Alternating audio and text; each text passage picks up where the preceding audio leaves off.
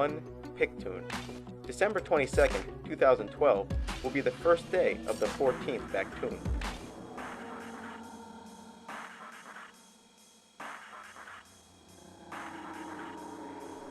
The Mayans believed that the gods made 3 creations before ours, and so the calendar has restarted 3 times.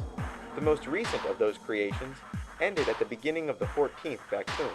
However, those were admittedly failed universes, unlike the successful one that we are said to occupy. And since there are 20 Bactoons in one Pictoon, the calendar keeps going.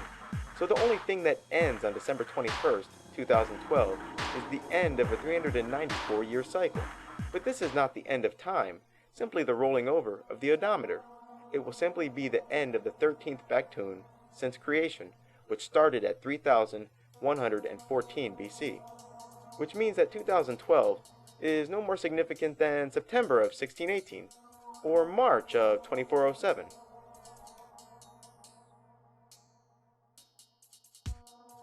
And as for Mayan prophecies of disaster, there is only one prophecy the Mayans ever made regarding 2012, the arrival of Balan Yukta from the sky. Balan Yukta is a Mayan god of war, creation, conflict, and the underworld.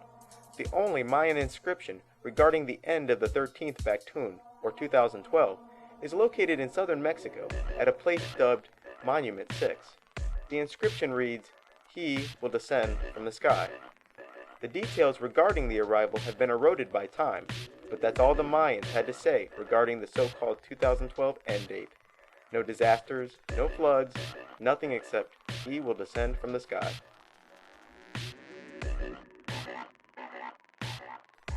Further, it's clear that the Mayans by no means considered 2012 to be the end of time, because there are other Mayan inscriptions relating to events that are set to occur in the year 4772.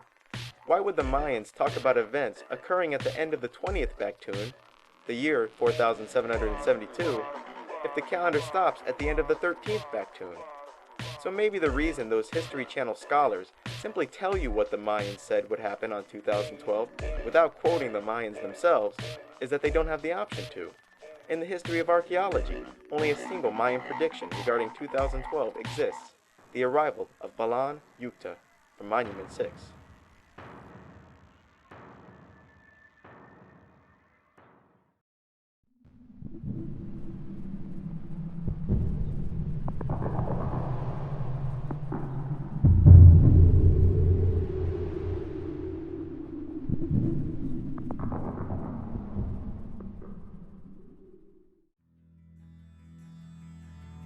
Next we have writer and producer Terry Rossio and writer Ted Elliott. These two have worked as a pair on many hit movies. Some of the movies this pair has collaborated on are Aladdin, The Road to El Dorado, The Mask of Zorro, Shrek, National Treasure, The Book of Secrets, and all of the Pirates of the Caribbean movies. They even worked together with Roland Emmerich on his film Godzilla. Didn't help much. This pair's Man Who Would Be King retelling is The Road to El Dorado. The Road to El Dorado is about 2 Spaniards named Michael and Tulio. At the beginning of the movie, they come to own a map to El Dorado, the lost city of gold. They end up as castaways, still in possession of the map. They hatch a plan to loot El Dorado of its gold, so they follow the map and eventually find El Dorado. Upon arrival, they are mistaken for gods, and just like the Man Who Would Be King, their arrival had been prophesied. A false miracle, the apparent halting of a volcano, seals the deal. They become the immediate rulers of El Dorado.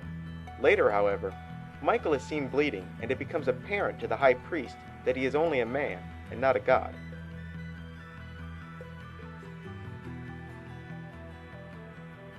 By the end, the two had separate plans.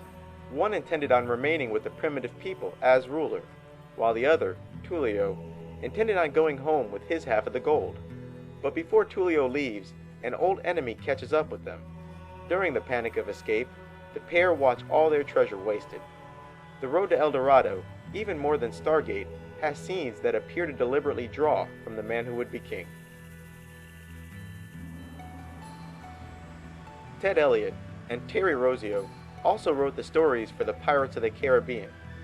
In Part 2, Dead Man's Chest, Jack Sparrow, the central character of the movie series, has arrived by boat to a primitive island where he has been mistaken for a god.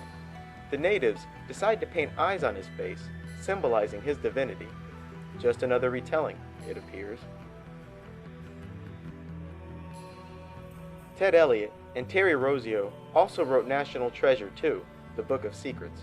The first National Treasure movie is loaded with blatant Illuminati symbolism, but the second National Treasure movie is more subtle, and similar to Elliott's and Rossio's The Road to El Dorado, once again, the whole movie revolves around the location and plundering of the lost City of Gold. The movie depicts the City of Gold almost exactly as it was depicted in The Road to El Dorado.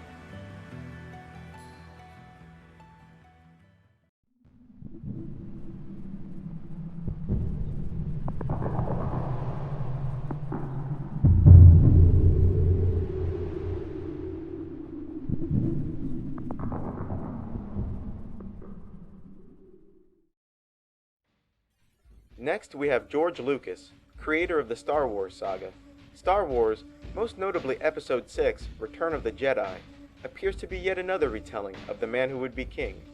Han Solo from Star Wars and Danny from The Man Who Would Be King have tons in common.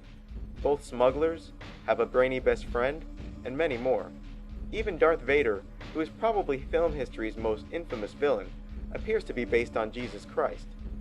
But that's not the end of his storytelling.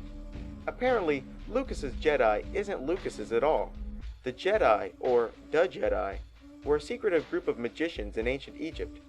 What set a Jedi, or the Jedi priest, apart from other magicians, is that their bodies had been transformed. The uraeus, the serpent-adorned headpiece that was often seen on Egyptian pharaohs and gods, was a symbol of those who had undergone this ritual and became Jedis. The serpent was placed over the forehead because the forehead was the location of the third eye.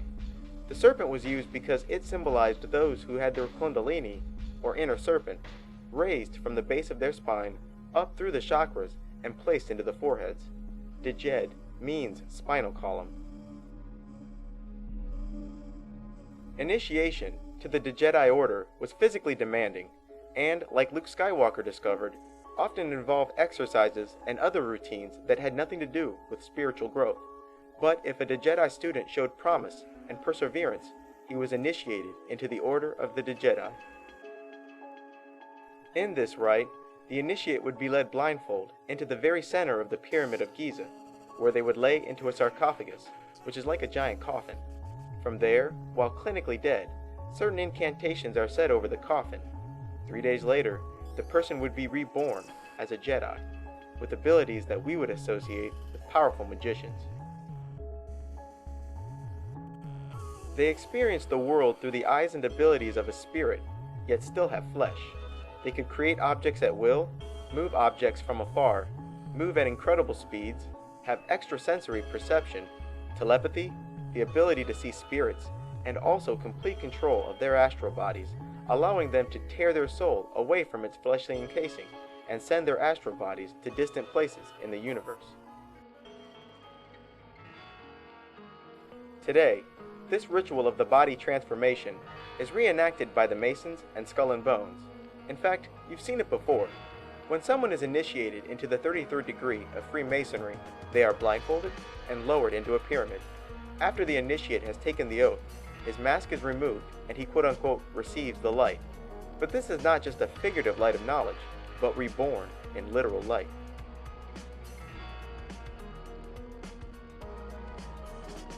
The film From Hell, starring Johnny Depp, is about an investigator who smokes opium to receive visions of the future and past.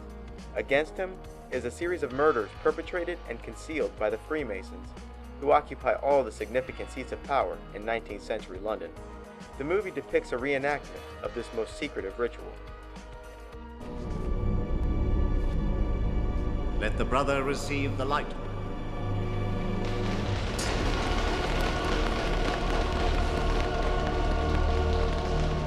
At Yale University's Skull and Bones, initiates are placed into a coffin where they reveal their deepest secrets and are afterwards told that they are reborn